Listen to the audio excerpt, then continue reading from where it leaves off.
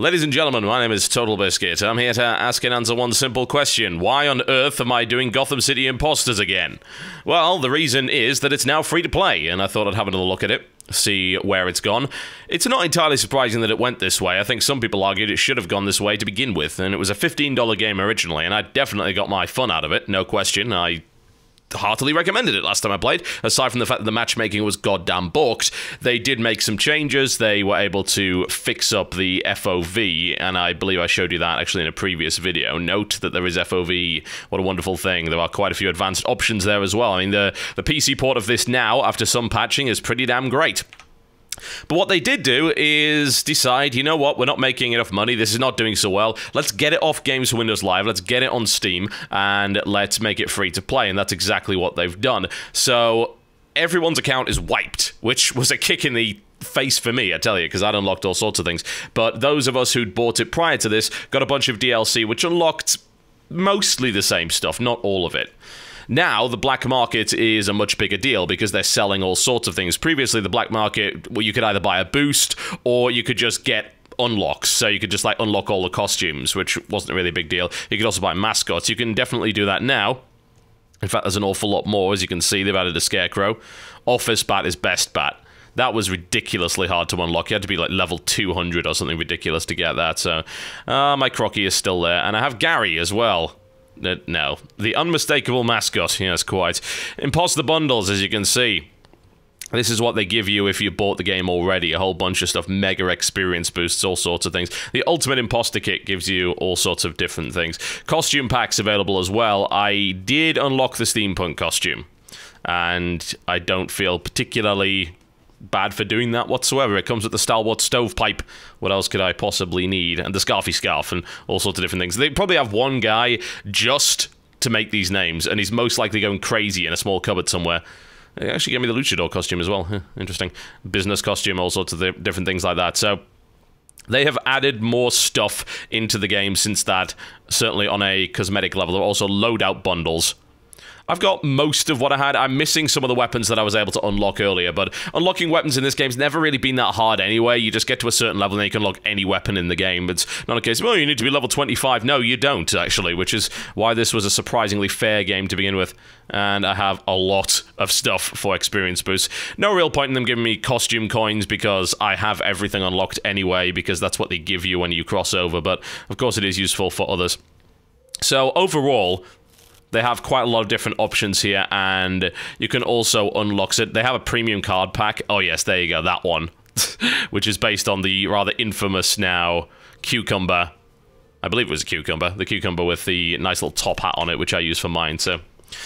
But yeah, I mean, overall, it's a nice little system to start with, certainly, and as you can see, they've made a number of different changes. I'm going to have a look at some of my loadouts. This is my loadout here. They have a couple of different weapons available now that weren't there previously. The Witch Doctor, I think, is one of them. The Falcon Blade, if I recall correctly, was in a previous patch. This, I think, is new. The Jetpack Gadget is new. They have a new launcher called the Boarding Party, which I have, which fires, yes, fire and forget parrots, because why not? So needless to say, I decided to use that. And they've put in a whole bunch of different camos and things that you can unlock as well.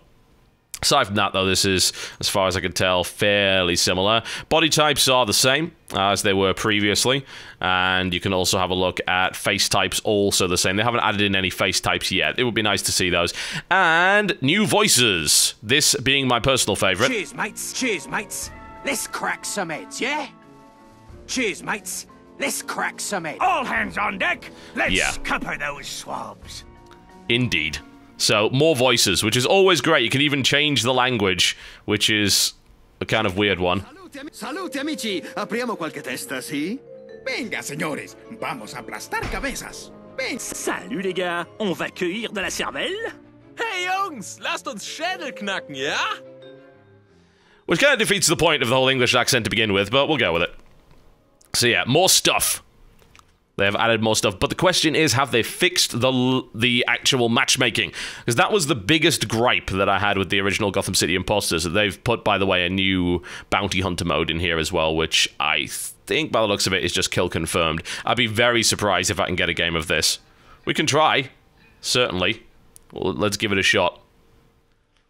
If we don't, then I'll just go to Team Deathmatch, because while it seems like they've fixed the matchmaking per se, like it seems to be quicker, but it's always going to come down to the fact of, are there enough players to make this work? You can see we've got no one in here so far at all. Now, I can add people if I want from my... You can start a party here with your friends list, that's a pretty good idea, assuming that you've got enough people on your list to actually create a party to begin with.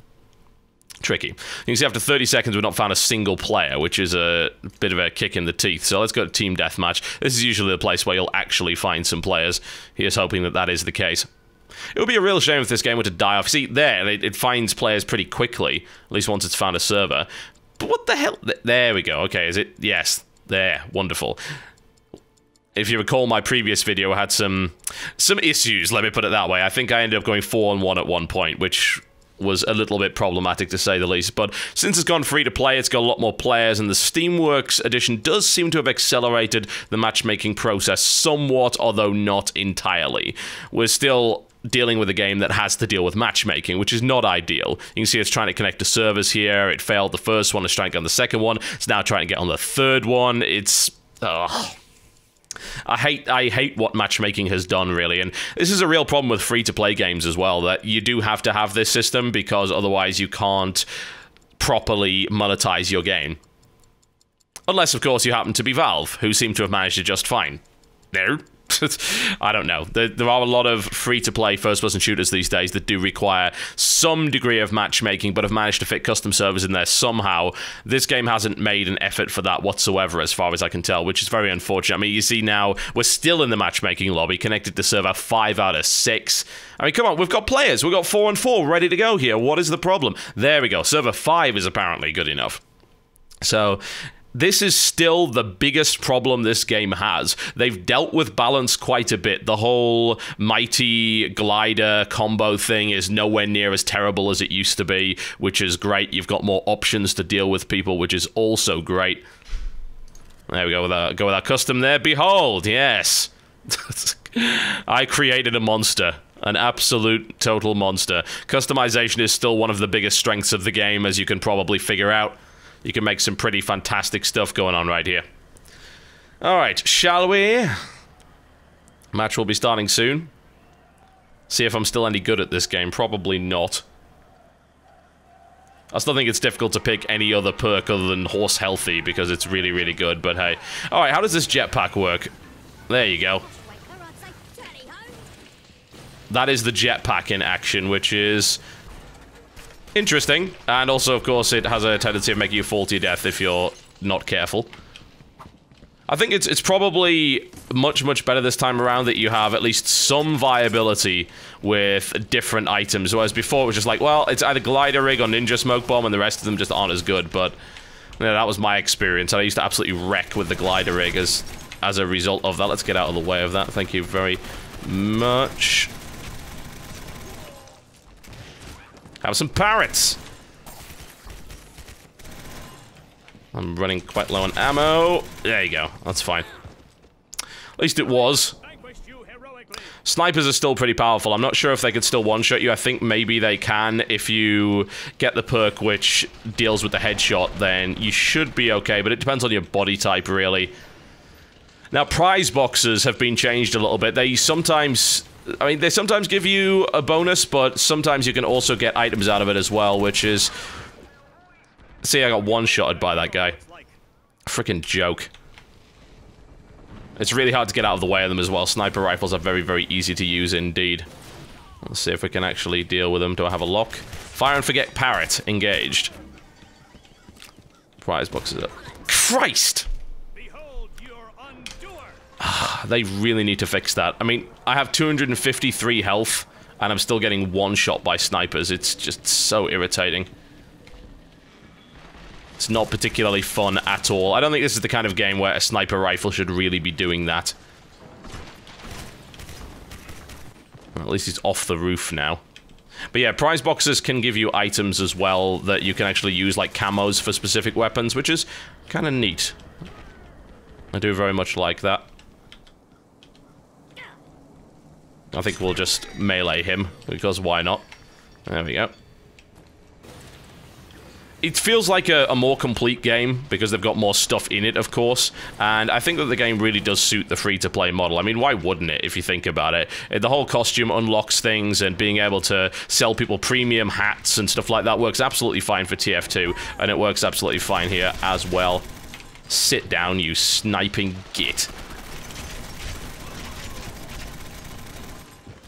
Are we quite finished? There you go, so you got the kitty paint job, and that'll be for one specific weapon, so there is definitely more encouragement to go for the prize box. Most people didn't do it, I think, because the power-ups didn't last a very long time, and they were of limited use in certain instances. There we go, you sit down, you sniping twat. Yeah, I absolutely hate the sniper rifle in this game. I hated it in the first incarnation as well, and it disappoints me that they haven't at least nerfed it. It's more of a case of it's a lot easier to use than, say, the AWP in Counter-Strike. You respawn with it every time. It seems like you can just one-shot people even if they have like that. And needless to say, he's going to be top of the leaderboard for that, because that weapon is just stupidly easy to use. At least the bow's tricky to use. That isn't. That's just I hate it. I really hate it.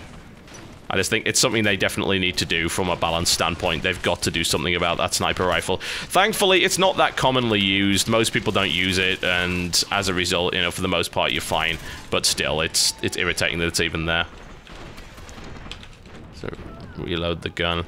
I've also completely forgotten how to use my special. Hello. They could sit down. Oh, look, it's someone... Was that a sniper? No, it was actually someone with an assault rifle. I'm alright with that. That's fine. One way or the other, the game's still worth having another look at. If it's been a while since you've played this, or you haven't bothered to try it because you didn't want to pay $15, well, the free-to-play model is very, very fair. It's hard to argue that you buy power in a game like this, because all of the weapons are available with unlock keys, which you get every few levels. So you can get whatever weapon you want, and then you can get whatever mod you want for it. Even though that sniper rifle is there. If you want to unlock the sniper rifle, it's fine. You can do that. It's still something they need to nerf, but I'm hoping since they've made this free to play and they're actually making some money out of it now, they'll more actively balance the game and start to do a little bit of work on it. Like, before I left, it seems like the whole Falcon Blade roller skates thing was the optimal way of playing, because Falcon Blade just absolutely decimated everything, but they're doing work with it. It's still a fun deathmatch game with a reasonable amount of innovation in it. It's got some nice jump pad mechanics. It's got all... It's got like a nice use of gadgets, I feel. There's a lot of vertical gameplay in it, which you don't find in a lot of modern games. I mean, even TF2, for instance, you can do it with a soldier, and obviously rocket jumping is a legit way of doing things, but even then, there's just vertical gameplay for all classes and choices here, which I really, really like. It's a shame that there isn't more population on the other game modes. I think that's something that definitely needs to be dealt with in some way. I'm not really sure. And actually, I know exactly how to incentivize it. Just give people XP boosts on a weekend, for instance, for playing that particular game mode. That would be good. Also had some weird choices with their fonts. Like, the game doesn't look quite as stylized as it used to, because they decided to change the font for no apparent reason into something that looks a little bit hideous, but it's hard to complain about that. At least it's functional and you can actually read it. You guys suck. There we go. It's just the guy with the sniper rifle that's proving to be an absolute pain in the arse at this stage. Hello. I should have gone back to the healing point. Still a great fun game as far as I'm concerned.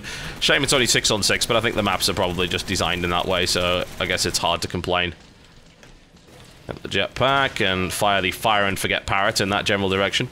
The Fire and Forget Parrot doesn't do as much damage as the other launchers. There are some way better launchers than that. Like, I love the 3-shot launcher, for instance.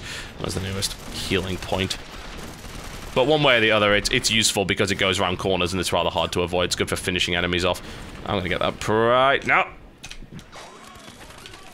Oh, well, never mind. Apparently it was F and not E. We'll go with that. I'm trying to find a healing point around here.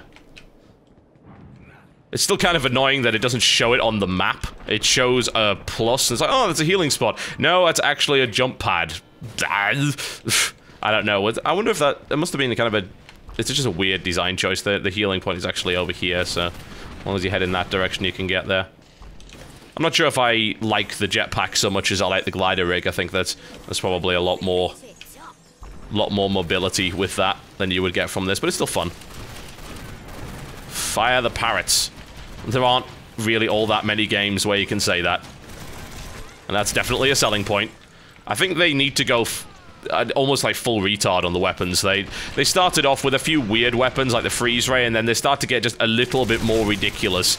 And I'm okay with them being ridiculous. Ridiculous is fine by me. More of that, please.